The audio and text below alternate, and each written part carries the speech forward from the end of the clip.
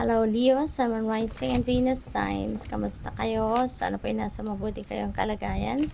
Welcome back po sa Star Tarot. At kung bago kayo dito, welcome din po kayo. Please subscribe, like, share my videos, and leave me a comment po kung makaresonate kayo. Thank you. So, tignan natin kung ano mga messages ninyo. So, by the way, this is timeless po, ano? So, kung kailan nyo po ito mapanood, that's when it's meant for you to hear the messages. Napakaganda, Leo. This is Nine of Cups. This is a time for happiness, time for growth. This is time for suerte.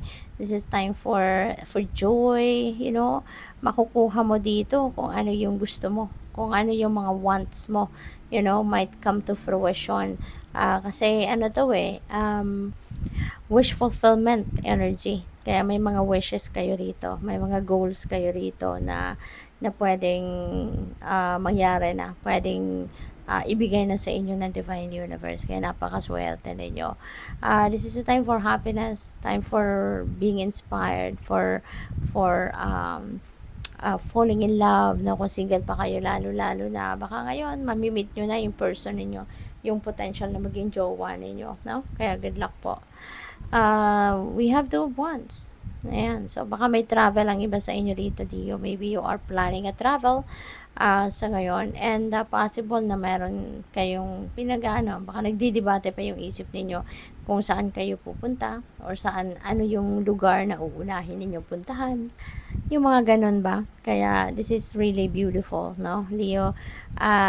Kasi, habang nag-iisip kayo, habang nagpaplano kayo, habang nag-strategize kayo, siguro meron na din dito mga pumapasok na opportunity, no? Baka merong mga oportunidad na pumapasok na talagang hindi rin ninyo mahihindian, talagang i-consider ninyong gawin din or piliin, 'di ba? Pwedeng ganon. And this is really a beautiful period sa buhay kasi parang masasabi mo ngayon na the world is my oyster. Kasi habang kayo ay nag-iisip ng plano, habang kayo ay may nilook forward, no, na gawin, mayroong opportunity agad siguro, no, na dumating na or dumadating na, kusang lumalapit na, 'di ba? At maybe they are also in alignment with your plans or with your goals, kaya may sasabi ninyong sakto, 'di ba? So, what else? We have Three of Pentacles. Ayan. And even tulong, no? Merong mga tutulong sa'yo. Baka meron dito makikipag-collaborate, makikipag-partner sa'yo, makikipagtulungan sa'yo. Yung ganon. So, there are people that is going to, to offer you help or offer you an opportunity, no, na pwedeng i-consider ninyo rito or pwedeng in alignment din ito sa kung ano ang mga gusto ninyong gawin. Kaya napakaswerte ninyo kasi mas kayo ngayon, mas mabilis ang pag-akyat ninyo rito sa ladder of success, na merong mga tao rito na willing tumulong sa'yo, willing na maging parte ng journey ninyo, no?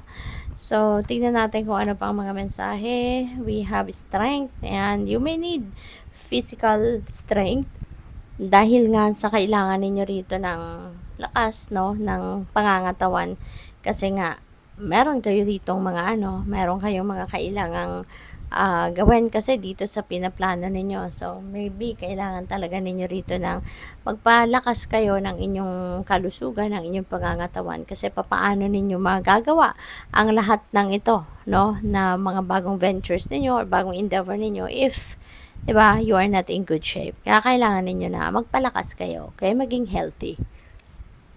So, what else? We have friendship. Wow.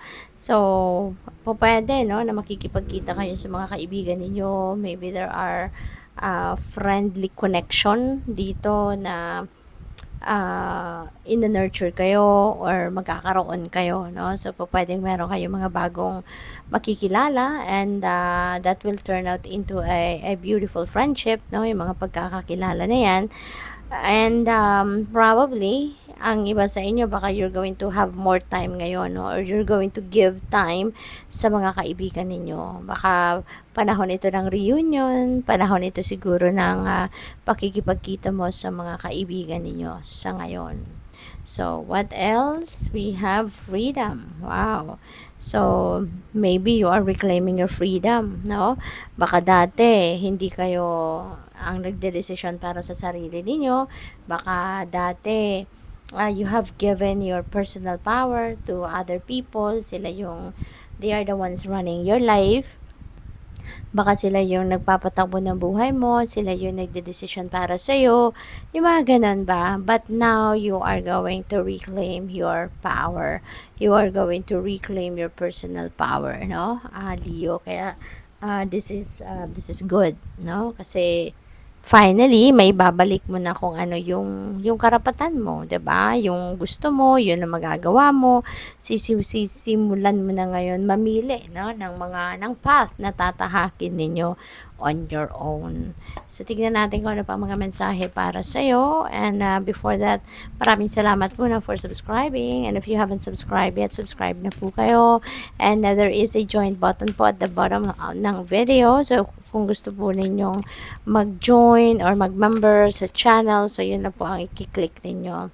So, thinker. Ayan. So, you are thinking sa ngayon. Nagpaplano ka, no? With the Two of Wands, you are making plans sa ngayon. Kaya siguro malayo nararating ng isip ninyo. Or, po pwedeng marami kayong iniisip. Maraming laman ang isipan ninyo sa ngayon. Kasi nga, you're making plans. You're strategizing. So, siguro, at nagpaplano kayo ng para sa pamilya, pagpapamilya, pag-aasawa, pwedeng nagpaplano ng baka gusto ninyo mag-aral, or gusto ninyo mag-put up ng negosyo, or gusto ninyong mag-apply ng trabaho somewhere. So, it could be marami, no? It could be in any area of life that related, no? Yung mga iniisip ninyo sa ngayon. Kaya, nag-iisip kayo. We have exchanging gifts. Ayan. So, this is give and take. No? So, maganda. Kasi, siguro, meron din dito mga taong handang tumulong din sa'yo. No, meron dito makikipag-usap siguro sa'yo na, sige na, tutulungan kita sa ganito, ako nang gagawa ng ganito, ganyan, pero tutulungan mo din ako, meron din akong kailangan sa'yo, ganito, ganyan. So, parang ganon ang ganap, no, ng iba sa inyo. Merong makikontrata, di ba? O sige na, gawin na natin itong dalawa, di ba? Magpalit tayo, 'di ba? Ito ang gawin mo para sa akin, ito ang gagawin ko para sa iyo, yung ganon. So, good luck sa iyo diyan. What else? We have loyal heart. Wow. Siguro meron kayo ritong tawag dito, pagpapakita, pag-i-express ng iyong loyalty, ano, sa inyong mga mahal sa buhay.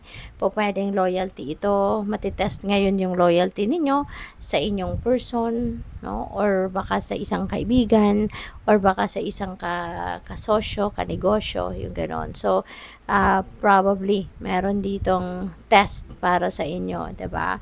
Kung hanggang saan ka tatayo, no, dyan sa inyong loyalty na ipinangako sa mga mahal mo sa buhay. So, good luck po. Thank you for watching. Love and light. Namaste.